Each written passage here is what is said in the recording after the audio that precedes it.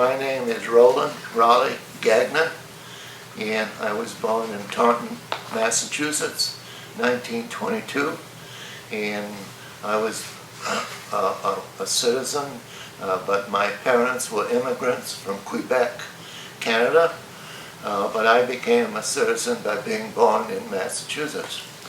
I following graduation in high school, I had no junior colleges at that time, and I was playing semi-pro football, and I went to night school, as we called it at that time, and got a certificate as a machinist. So when I enlisted in 1941 in Providence, Rhode Island, is where I enlisted.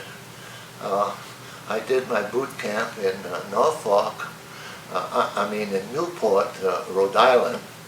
And Newport, Rhode Island is the first U.S. training naval station in the United States. Following boot camp, I went to Boston, and I was assigned to the USS EARLE. It was a destroyer of the Gleaves class, and it had been launched, but I was there to be commissioned, and then we did our shakedown and went up to Portland, Maine, and did our shakedown, and then when we came back, we were ready to go into the Atlantic Ocean and fight the U-boats. Now, you know that Germany had 1,168 U-boats in the Atlantic Ocean. When we went out in the Atlantic Ocean, we encountered many, many U-boats. The EARLE did get credit for sinking 2 of the U-boats, and I think that's why the EARLE got the citation of 2 battle stars. Now, fighting the U-boats, 1,168, so you knew that the Atlantic was infested with U-boats. Every time we went out, we recorded encounters, and at that time, the U-boats operated on batteries, so that they could not keep their batteries too long charged up. So they would have to surface at night to recharge their batteries and get some fresh air. And so that's when we encountered the U-boats at night. And sometimes if they had no chance to submerge, they would try to fight us. And they had a gun and they would fight us. And of course, that was no match for a destroyer with all of the ammunitions, the armaments that a destroyer has. Now I was, because I had gone to a machinist school and I was certified as a machinist, they put me as a machinist mate, and I became a first-class machinist mate in the aft engine room. There's 2 engine rooms on the destroyer, and I was in the aft one, and 2 propellers, and the ship is 358 feet long and 36 feet wide. So you can see with the 2 engine rooms, the 2 propellers, and that narrow a ship and that length of a ship, that it could maneuver quite well, so that it could outrun any U-boats or any big boat or ship that we encountered. The only time that we really were concerned about meeting German warfare was when Germany built the Bismarck. The Bismarck, they were saying at the time that nothing could sink the Bismarck. And that was the term that they used all the time, was sink the Bismarck, sink the Bismarck. Well, every time we went out, we were afraid to meet the Bismarck because Hitler told the world that the Bismarck was in the Atlantic Ocean. But they encountered two cruisers from England, and the two cruisers sank the Bismarck. There's a movie out now that if anyone is interested in looking and seeing the story about the Bismarck, there is a movie available. Now let us talk a little about the duties that the EARLE had in World War II in the Atlantic Ocean. It went to, it was in the European theater, and the citations were for the invasions of Casablanca, the invasions of Sicily, and the invasion of Italy. The EARLE assisted in all of those invasions, and the EARLE did convoys, took 8 convoys to Europe and North Africa and in the Mediterranean. So we crossed the ocean 16 times, and the range of a destroyer is over 6,000 miles. But a destroyer, when it does convoy duty, if it's from New York City, which Brooklyn was our home port, to, let's say, England, that was approximately 3,000 miles. However, the convoy went 3,000 miles, but a destroyer would go 4,000, 4,500, maybe 5,000 miles by going sideways and making sure that there was nothing close by. And at that time in the ocean, the only thing that we had was sonar. There was no other means of knowing about the U-boats being in the water other than sonar. And when we dropped depth charges, if oil came up, we thought we had the destroyer. However, the Germans were quite coy, and they would send up barrels of oil to tell us, well, you got us, but we're done. And they would go down to the bottom of the ocean and turn off all of their engines, and we had no way of knowing they were down there, because there was no pictures, there was no sound, and there was no magnetic machines of any kind. All we had was sonar, sound. So, a few minutes at this time to talk about the uniform, because maybe they're not quite the same today, but this is the way it was in World War II in 1942 to 1945. And this was my uniform here, and of course we talked about the European theater medals, the World War II medal, the 2 battle stars up here. Now,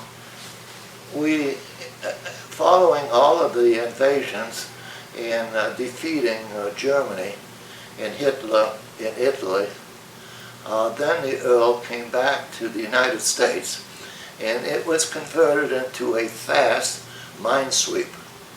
And a fast minesweeper was to invade Japan in Tokyo Bay and go fast and pick up the mines. A minesweeper goes real slow, and it has hooks, and it picks up the mines. But you can't do that when you're invading in wartime. So they made the EARLE a fast minesweeper, and it was known as DMS 42. Now this is the emblem for a ship that is fighting, picking up mines. So the EARLE then became a fast minesweeper, and we left for Norfolk, Virginia, in 1945, went through the Panama Canal, went into the Pacific Ocean, and we were on our way for the invasion of Japan and Tokyo. Now, before we got to Japan, then our president, Harry Truman, made the decision to drop the atom bomb. And the atom bomb, then shortly afterwards, they surrendered. And then many of the sailors aboard the EARLE then qualified to come home. And the reason that I wanted to come home was to go to college, which I did. However, now that the war is over in Japan, let us go back to Germany because there was several encounters with Germany and Italy in the European theater that maybe we should talk about. And the first invasion in Europe was at Casablanca, North Africa. And the EARLE was in the second wave. And then they did quite well, and they were pushing the German army back. And then we went into the Mediterranean and kept pushing General Rommel back and back. And Italy was not capable of fighting against the Allies in North Africa, and so Hitler had to send more troops in because they were losing fiercely and fast. Then we had no problems in the Mediterranean, and the reason that we had no problems in the Mediterranean was that at the Rock of Gibraltar they had a system of explosions every so many minutes, so forth. There was a big explosion at certain places instead of nets. Nets would not have been adequate to stop the submarines from getting into the Mediterranean. So they had these explosions. So every time that we went into the Mediterranean, they would stop the explosions and let us in. But we had no problems in the Mediterranean. Italy was not a force capable of giving us a lot of trouble in the Mediterranean. However, then we got close to Sicily, and Sicily was the biggest invasion that we had in World War II, which was much bigger than Normandy, much bigger than any other invasion that we had. And we were part of that invasion, and we were at Scoglitti, which is a town that we worked at. And what we did was we were about 1 mile away from shore, and we had all of our guns going, and we kept fighting with the cannons and anti-aircrafts, and we had these planes coming over, and the anti-aircraft kept shooting at these planes, and all at once the word came over, please do not shoot at those planes anymore. Those are P-38s. They're our planes.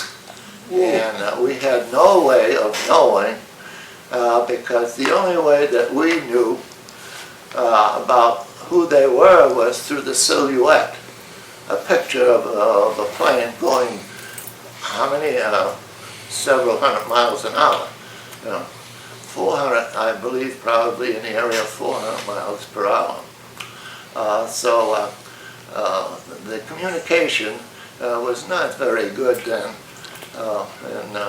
but we got through Sicily all right, and then we went over and we did the same thing at Naples and at Anzio, and we would stay about a mile away and shoot inward and help the Marines and the Army get ashore. So following that is when we were on convoy duty, and Normandy invasion took place. And of course, then the Allies took over all of Germany. And of course, Germany surrendered, and then that's when the EARLE went to become a fast minesweeper. Now, getting back to the EARLE and getting back to some of my duties, I was a first-class machinist mate, which meant that I was sort of like the boss of that engine room, and we regulated one propeller, and we had steam, and we called it superheated steam, and it was in the area of 750 degrees, and you could not see this steam, and of course we had no air conditioning down there, and no windows, and so it was pretty hot. But we could hear it sometimes. It was a leak, a valve leaking, and we had to be careful because you can't see that steam at that heat. So you cannot use your hands to check whether a valve is leaking or not, because it would cut your hand right off now. Right. So we would use paper, and we'd take paper, and the paper would catch on fire. We'd know right away that that's where the leak was. So also we had charge of the generator, and we made the electricity for the ship. And another thing that we did was we had charge of the evaporators, and we made fresh water out of the salt water. But once we left port, then we were very restricted in washing, and that's when deodorant became popular. So we use fresh water to drink, and we use fresh water to cook. And we could make enough water through the evaporators to take care of the ship. Of course, when we would dock someplace, then we would connect with fresh water, and then we would all shower. But we did shower with salt water. The lather was not very good at that time. There wasn't any soap that would combat salt enough to wash you. So that was life aboard. I went one time, I went 6 months without touching the ground.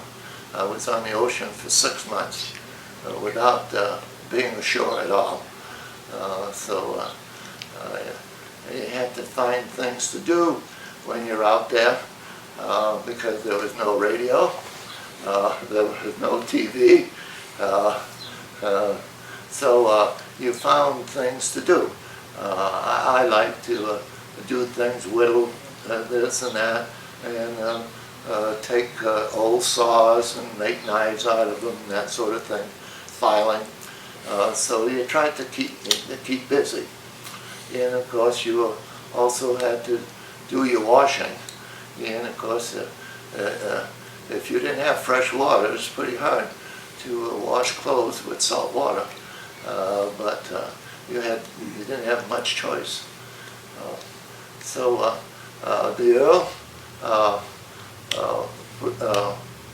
by the time I left the EARLE, we had completed over 300,000 miles. So we did quite a bit of maneuvering in the Atlantic Ocean and a little in the Pacific. Now let's resume our preparation for the invasion of Japan at Tokyo. And we went through the Panama Canal, we went into the Pacific, and after 2 days into the Pacific, then Mr. Truman decided to give permission to drop the atom bomb. And of course two bombs were dropped in Japan, and the names of those 2 bombs, one was Little Boy and the other one was Fat Man.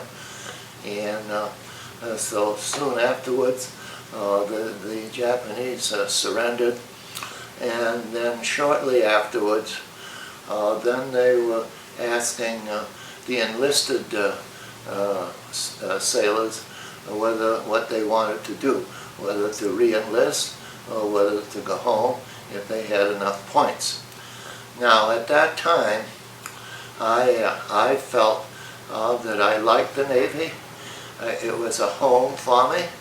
I had no family to go back to in Massachusetts, so I went to the office to sign up for another hitch in the Navy. And I went there and I told the yeoman that I wanted to sign up. And he says to me, he says, well, he said, that's fine. He said, but do you know that we have now have a GI Bill that was passed for the veterans? And I said, no, I'm not aware of that. He said, well, he says, one of the things that's available, he said, is to go to college. And he says, for every day that you spend in the Navy, you have 1 day of schooling. And I said, you mean that I can go to college? And he says, yes. I said, please give me my discharge. And I left the Navy at that time, and I went to Hampton, New York to be discharged. And then it gave me 4 years of college following the war. So you know at that time also that following the surrender of Japan, that the United Nations was established. And the United Nations actually was not very successful in preventing further wars because we've been fighting all this time ever since World War II. And so the United Nations really was not the answer to salvation as far as peace and freedom. Okay. Well, I mean, the only thing I'm saying, I guess what I'm asking, because I find this interesting from my career, were there any, we'll say, times on the ship, like I'm thinking mainly major storms, where it actually got to the point you were praying? It was scary. And then the other thing is just the peacefulness, on the other hand, of when it's a calm day and you're up there on deck at night, it's just why don't absolute. you tell them that? Well, I've already said some on Oh, yeah? my recording over Well, there. if you have that, I just wondered how you experienced it, and, you know, because you were in a different situation. yeah. You were out there under a lot of stress. Rob probably never even got to go up on deck at night. But I don't think it's that big a deal, but I was in the North Atlantic when the Queen Mary had 17,000 troops and went on its side. Oh.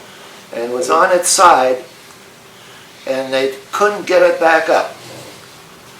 And they waited, and I don't know what, but they had to maneuver the Queen Mary so that the wave hit the wave at a certain angle, Right. so that the wave would Right, push yeah. the Queen Mary over. And they did that. There was 17,000 troops on board that ship. Wow. Never heard that story till you just told me. Yeah. That's amazing. And that captain received the Medal of Honor You should. for saving that ship and that troop, 17,000 troops. I'd never heard that either. Yeah. Never heard that story. Yeah. I don't know how I missed that one, but that's quite a story And, of World War II. And then when I went to California, I went to see the Queen Mary because that's where the Queen Mary is. Yeah. And Well, my grandparents rode the Queen Mary across oh yeah, to the World's Fair. now they have. But I don't know what year it was. But I know they went on the Queen Mary because I've got the flags off the Queen Mary table in my house my parents gave us. Yeah.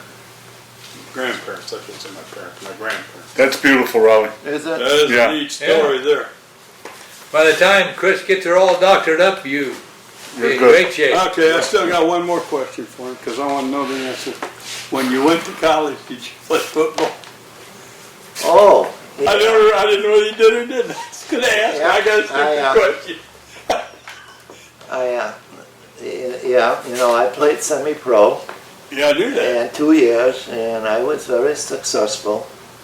Yeah, I did quite well accordingly. And I went to Illinois, and I went there to play football. And I went up, I played against Buddy Young, same position as Buddy Young. Of course, I had been in the Navy. Yeah? I was 26, 27 years old, and I was out of condition. I had lost my speed, and Illinois had come up with the T formation for speed. And they were the first ones to come up with the T formation, and because of Buddy Young. And he was the fastest human in football at that time. Wow. And he was All-American. And so I went out 2 years to play football. I never made it.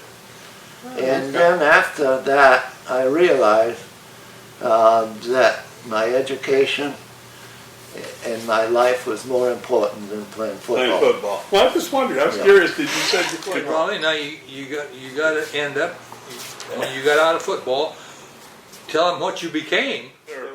I went to college, and I wanted to become a coach.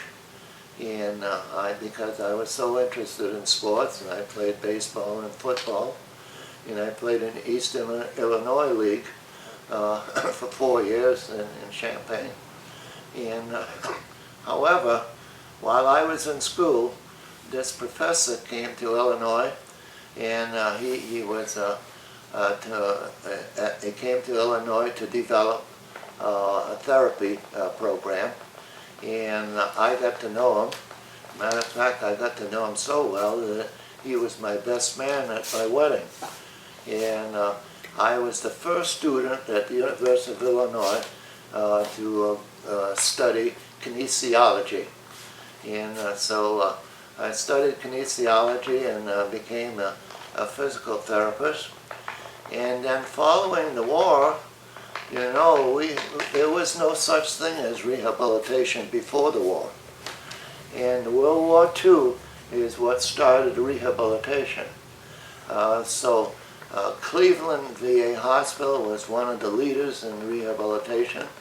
The professor came from that hospital, and then my first job was at Hines Hospital, the Veterans Hospital, and we helped develop rehabilitation techniques. And it was the first type of programs in the United States, was developing programs for veterans. The two major programs at Hines Veterans Hospital, and it still exists, is a program for the blind and a program for paraplegia. And I was more involved in athletic injuries and injuries were amputations, and I went to Northwestern Medical School to learn orthopedics and artificial limbs. Then I pursued my life in physical therapy in the disabled and the veterans rehabilitation. Wow. Sounds pretty good to me. Glad you brought that I up. like the after stories. That's a great I story. like the after stories. That's fantastic. So you were a Big Ten rat. Yeah. And did you play baseball in school too, or did you just do that as an after? No, I got paid to play in the Eastern Illinois League, so I preferred doing that. And, Nice. and because I never went home, I lived there year round. And the education and my livelihood was more important than sports then. Right. That's good. That's a terrific story. I think the physical therapy thing is Yeah, I think- unbelievable.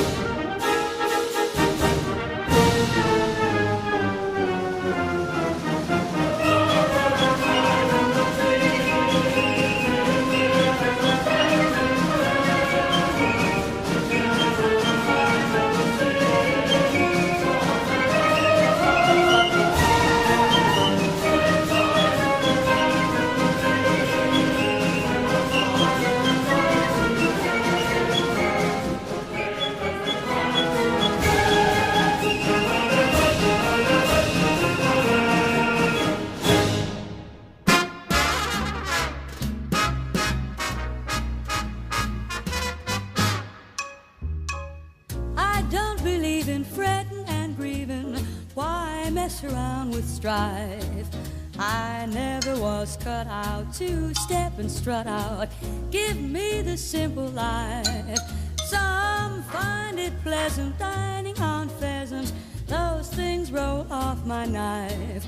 Just serve me tomatoes and mashed potatoes. Give me the simple life. A cottage small is all I'm after, not one that's spacious and wide.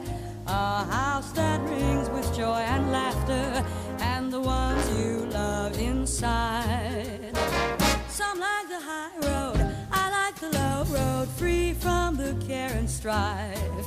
Sounds corny and seedy, but yes indeedy, give me the simple life.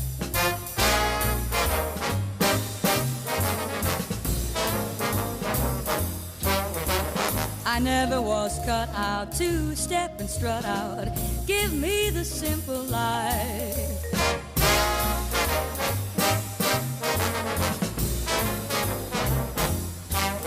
Just serve me tomatoes and mashed potatoes.